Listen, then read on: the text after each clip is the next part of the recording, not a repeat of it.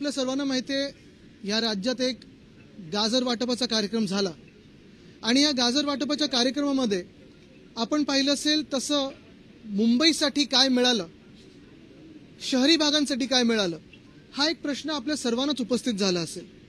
आणि एक दिसतं आपल्याला शहरी भागाला काही नाही, ग्रामीण भागाला देखील तसं पाहिलं गेलं तर नुसतं निवडणुकीच्या आधी फसवण्याचा प्रयत्न होत आहे, पण हा महाराष्ट्र फसला जाणार नाही हे आज आपल्या सर्वांना माहिती आहे. आपल्या देखील बातम्यांमधून हे कळत आहे की जेवढं काही त्यांनी काल सांगितलेलं आहे ते फक्त होर्डिंगसाठी आहे, बॅनरसाठी आहे, ॲडव्हर्टायझिंगसाठी आहे आणि निवडणुकीनंतर यांचं सरकार तर येणारच नाही.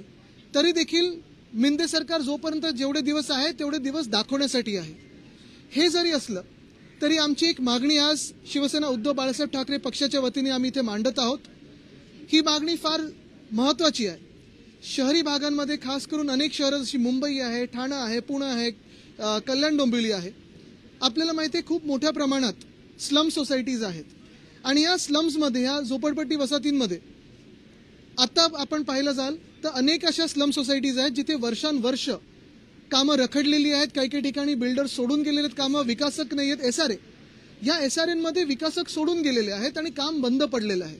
काही काही ठिकाणी भाडी दिली जात नाही आहेत आणि आमचं स्पष्ट मत आहे की अशा ठिकाणी सरकारने एक एजन्सी किंवा SRAमध्येच अशी यंत्रणा जाहीर करावी. जसं म्हाडामधून वरळी BDD असेल, वरळी नामजोशी असेल, वरळी नायगाव BDD नामजोशी असेल आणि नायगाव असेल, तसंच ह्या SRAमध्ये देखील सरकारने SRAमध्ये एजन्सी बनवून कॉन्ट्रॅक्टर नेमून स्थानिक तिकडच्या लोकांना, रहिवाशांना, त्या स्लम सोसायटीजना, SRAना घरं बांधून द्यावीत. ही आमची पहिली मागणी राहील. कॉन्ट्रॅक्टरच्या मार्फत बांधा. दुसरी मागणी आमची ही आहे की अनेक आता स्लम सोसायटीजमध्ये बहुमजली स्लम्स झालेले आहेत, बहुमजली झोपडपट्ट्या झालेल्या आहेत. कधी ना कधीतरी त्यांना पात्रता त्यांची ठरवायला लागेल, त्यांना मान्य करायला लागेल, त्यांना सामावून घेतलं जाईल. आजपासूनच निर्णय झाला पाहिजे की ज्या बहुमजली स्लम्स झालेल्या आहेत, मग मला वाटतं आपण एक विषय मांडलेला तो 1+1चा, अनेक ठिकाणी तर 1+2 पण झालेलं आहे. ह्याच्यावर निर्णय घेऊन, सकारात्मक निर्णय घेऊन, त्यांना ह्या स्कीम्समध्ये घेऊन त्यांना देखील त्यांची हक्काची घरं ही या सरकारने दिलीच पाहिजेत. अर्थात हे सरकार आता काही दिवसांचं आहे. आम्ही तर हा निकाल आणूच, आम्ही हा कायदा आणूच, पण त्याआधी जमलं तर या खोके सरकारने ते करावं ही आमची पूर्णपणे इच्छा आहे आणि मागणी आज आहे. काल अर्थसंकल्प मांडला गेला, अजून त्याला सभागृहात मंजुरी मिळाली नाही, मात्र काल शासन निर्णय काढून जे आहे ते इम्प्लिमेंट करायला सुरुवात केलेली आहे. आता हे शासन निर्णय संविधानात किंवा आपल्या कायद्यानं चिकटून आहे का, कायद्याच्या दायऱ्यात बसतं का? आणि आम्ही पहिल्यापासून जे सांगतोय की हे घटनाबाह्य सरकार आहे, संविधानाचा नेहमी अपमान करणारं सरकार आहे.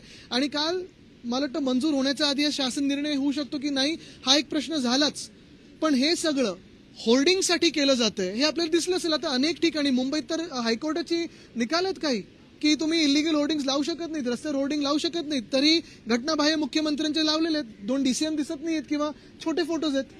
मग हे नक्की क्रेडिट वॉरसाठी झालंय का आणि 1,500 रुपयात नक्की कोणाचं काय भागणार आहे हा देखील एक प्रश्न आहे. कालच आम्ही मोविया म्हणून इथे जेव्हा प्रेस कॉन्फरन्स घेतली आपल्याला सांगितलं की आमच्या वचननाम्यात तर 8,500 रुपये आहेत, तर 1,500 रुपयाचं 8,500 रुपये तरी करून दाखवा त्यांनी. आणि ती ज्या मध्य प्रदेशच्या धर्तीवरती लाडकी बहिणी योजना लागू करण्यात आली, त्याच मध्य प्रदेशमध्ये ती योजना लागू करण्यासाठी, अंमलात आणण्यासाठी 3 महिने जवळपास उठून गेले होते. मात्र आपल्या हे बारामतीत पण लागू होणार आहे ना? मात्र आपल्या राज्यात 1 जुलैपासूनच ती योजना लागू होते. कुठेतरी मतांची जुळवाजुळव करण्यासाठी सगळं नक्कीच हे मतांसाठीच सुरू आहे. आणि जसं मी सांगितलं हे सरकार तर टिकणार नाहीच, पण वीज माफीचं असेल किंवा हे असेल, महत्वाची गोष्ट म्हणजे निवडणुकीसाठी केलेलं आहे. भाजपचा आणि मिंदे सरकारचा पराभव हा निश्चित आहे आणि कुठे ना कुठेतरी लोकांना फसवण्यासाठी हा प्रयत्न होत आहे. तर लोक फसणार नाहीत, कारण गेल्या 2 वर्षामध्ये आपण पाहिलं असेल महिला सुरक्षा असेल. खरं तर हे सरकार जेव्हा पहिलं बनलं तेव्हा एकही महिला यांच्या कॅबिनेटमध्ये देखील नव्हती. काही असे मंत्री आहेत त्यांच्या मंत्रिमंडळात की ज्यांनी सुप्रियाताईंना घाणेरड्या शिवे दिलेल्या आहेत ते देखील आहेत.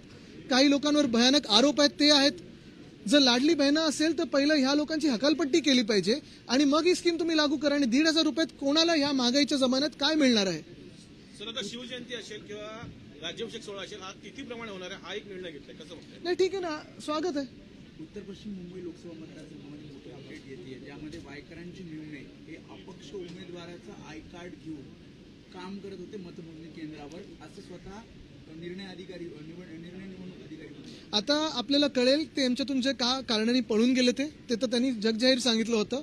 तरी देखील आता जेव्हा हे सगळे कोर्टात येईल सगळ्या गोष्टी, तेव्हा कारवाई होणार. आणि जे लोकशाहीला फसवायला जातात, जे संविधान बदलायला जातात आणि जे लोकांची फसवणूक करतात त्यांच्यावर आम्ही कारवाई करणार. आमचं सरकार बसतंय, दिल्लीत पण बसणार आणि इथे पण बसणार. आदित्यजी, तुम्ही आता प्रसाद लाड यांना ऑफर दिली की या आमच्याकडे, ते नेमकं काय होतं आणि जर का प्रसाद लाड तुमच्याकडे आल्याचं स्वागत असेल? नाही, त्यांनी मला गंमत म्हणून विचारलं की भेटूया का, तर मी त्यांना गंमत म्हणून विचारलं चला लिफ्टमध्येच भेटा ना, म्हणजे बातम्या परत सुरू होतील. असं काही रुद्राक्ष घातलं म्हणून काहीतरी ते होतं, ते काय होतं? गंमत असते काय.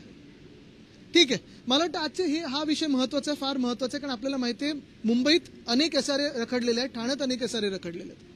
जे दाऊसमध्ये एमओयू झाले अनेक उद्योगांच्या बाबतीत, त्याच्या बाबतीत सरकार श्वेतपत्रिका काढणार अशी माहिती उद्योगमंत्र्यांनी सभागृहात दिली होती. कधी आज नाही, पण कधी काढणार, निवडणुकीच्या आधी काढणार. कुठच्या 2029च्या 2034च्या? कारण ह्या सरकारमध्ये आपल्याला मागच्या वेळी सांगितलं होतं डायव्होर्स जे मागच्या वर्षीचं झालं, साधारणपणे 35 ते 40 कोट्याची मजामस्ती झाली, तिथे एक सुद्धा काम झालं नाही. एक तरी मला इकडे प्लांट आलेला दाखवा. दुसरं म्हणजे ह्या वर्षी जे गेले तेवढंच खर्च झाला, पण कुठेही मजामस्तीशिवाय दुसरं काही झालं नाही.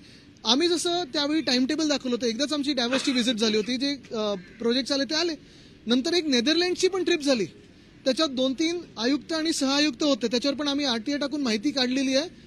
तो देखील आम्ही जी काही माहितीचा एक बॉम्ब आहे तो लोकांसमोर लवकर आणू. महालक्ष्मी रेसकोर्स लीजवर त्या टर्फला जे दिले, 2 कोटी रुपये कमी केलेलं आहे. भाडं कमी करण्याचं कारण काय? दुसरं म्हणजे तिथे जे रेस्टॉरंट्स आहेत ते नक्की आता भाडं जे गेले 10 वर्ष होते ते भाडं भरत होते महानगरपालिकेकडे नाही. दुसरा प्रश्न. तिसरा प्रश्न म्हणजे आज पण हाच प्रश्न उपस्थित होतो की वरती आमच्या दबावामुळे काही कन्स्ट्रक्शन करणार नाही असं कॅबिनेटने जरी मान्य केलं असेल तरी अंडरग्राऊंड तुम्ही कार पार्क करणार आहेत की नाही ह्याची स्पष्टता येऊ द्या. चौथी गोष्ट म्हणजे थीम पार्कची कोणालाच गरज नाही, कोणाला एसएल वर्ल्ड वर्लीमध्ये नकोय, लँडस्केपिंग करून पाहिजे. पण सगळ्यात महत्वाचं म्हणजे तिथे आमचे साधारणपणे 250-300 लोक राहतात, 350 लोक राहतात. आणि आम्ही मग सुनीलजी असतील, मी असेल, सचिनजी असेल, आम्ही आमच्या आमदारकीच्या कारकिर्दीत त्यांना नेहमी वेगळ्या सुविधा देत आलेलो आहे. मग कधी पाण्याचं असेल, कधी काय असेल, त्यांना तुम्ही कुठे नेणार? ते सगळे तिथेच रेसकोर्सवर काम करतात. आणि आपल्या सर्वांचे जे टॅक्स पेअर म्हणून पैसे आहेत 100 कोटी, ते तुम्ही तबेल्यांवर खर्च करणार का? तबेले मालक जे आहेत ते स्वतःचे घोडे पाळतात, तिथे रेसिंग करतात, त्यांना विरोध नाहीये. पण जर स्वतः घोडे पाळू शकतात तर तबेले तरी डागडुजी करू शकतात. आमच्या पैशानी म्हणजे मुंबईच्या पैशानी, ज्या मुंबईच्या बीएसटीला हे सरकार आर्थिक सहाय्य करायला नाकार देतं, तेच सरकार RWITCच्या तबेल्यांना 100 कोटी उधळपट्टी करतंय. हे तुम्हाला मान्य आहे का?